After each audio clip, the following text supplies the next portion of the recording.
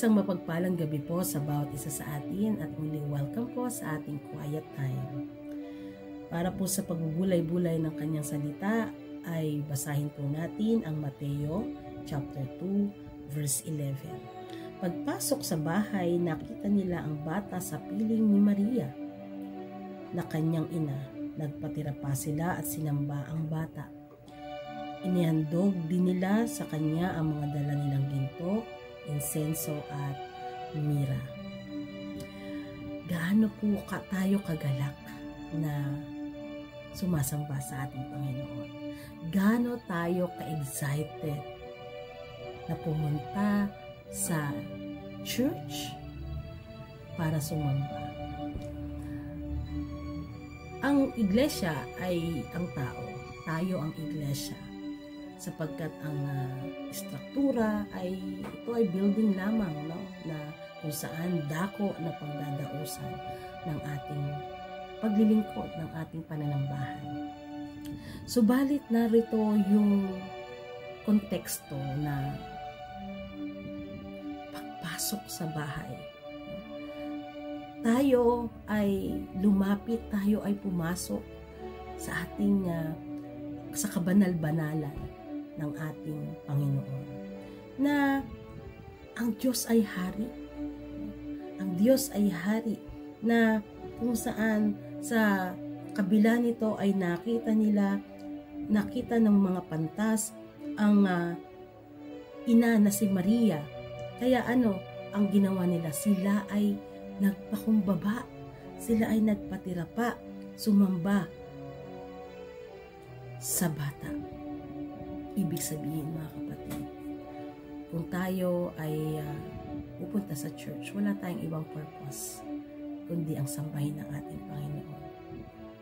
Tayo ay pumupunta sa church, tayo ay nag-worship, kahit wala sa church, sa ating mga quiet time, sa ating mga pagde-devotion, sa ating family altar, wala tayong ibang purpose kundi sambahin ang ating Panginoong Diyos. At ano ba ang kapahayagan o tugon ng ating pagsamba? Ito ay ang ating paghahandog.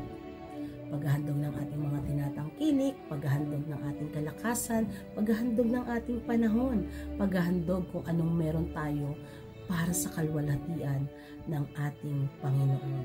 Na makilala natin ang ating Panginoon. Kilalanin natin na ang Diyos ay hari ng ating buhay. Na ang Diyos ay hari ng mga hari. Na anuman ang ating lakbayin, sa lahat ng ating lakbayin, ang purpose natin ay laging masumpungan ang ating Panginoon.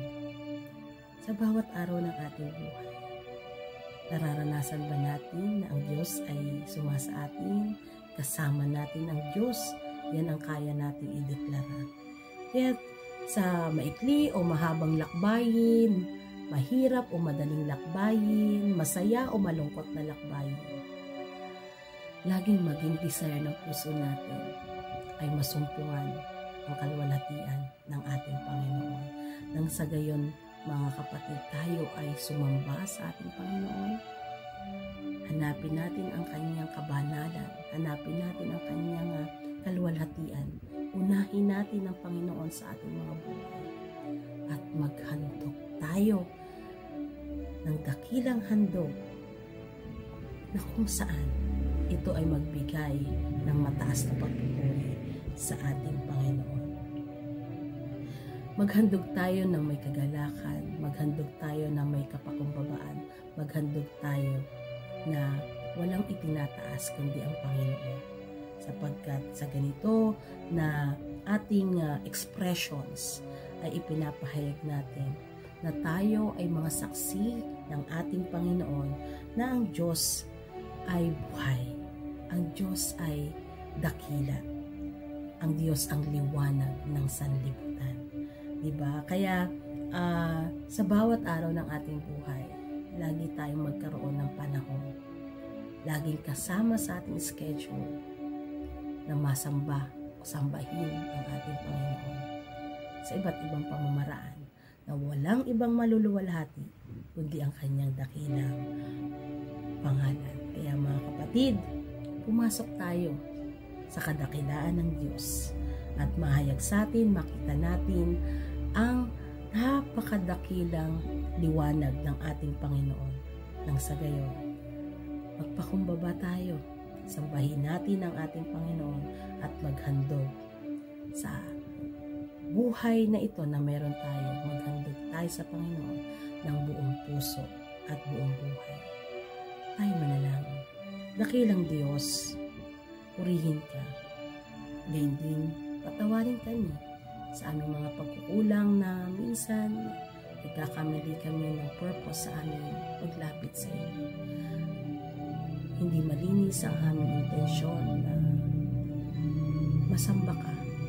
Patawarin mo kami sa aming mga pagkakamali. Linisin mo ang aming puso. Baguhin mo kami, Panginoon.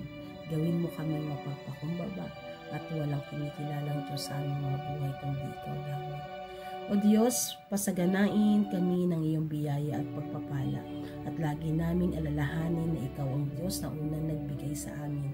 Ikaw ang Diyos na unang nagkaloob sa amin, kaya't kami ay maghandog ng papuri, pagsamba, maghandog kami ng lahat ng aming tinatanghilik, maghandog kami ng aming buhay sa inyo at maglingkod kami, sumunod kami sa panawagan mo at huwag kaming mangamba sapagkat ikaw ay Diyos na buhay at kasama namin, ang Diyos na hindi nagkukulang sa amin.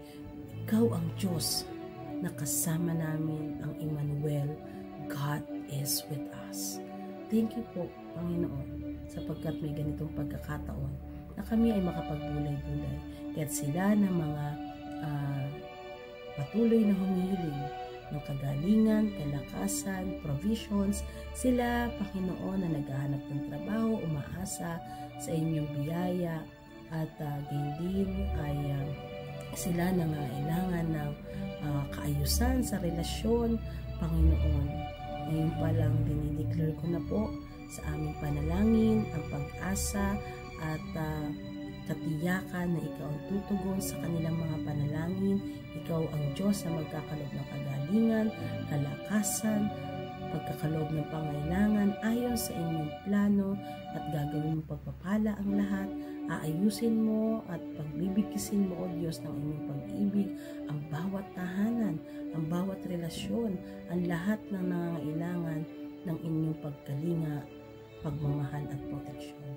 Kaya't, O Diyos, maghari ka, samahan kami at maluwalhati ka ng aming buhay. Ito ang aming panalangin sa tanging pangalan lamang ni Jesus. Amen at Amen. Mga kapatid, alalahanin natin, God is with us. God bless everyone.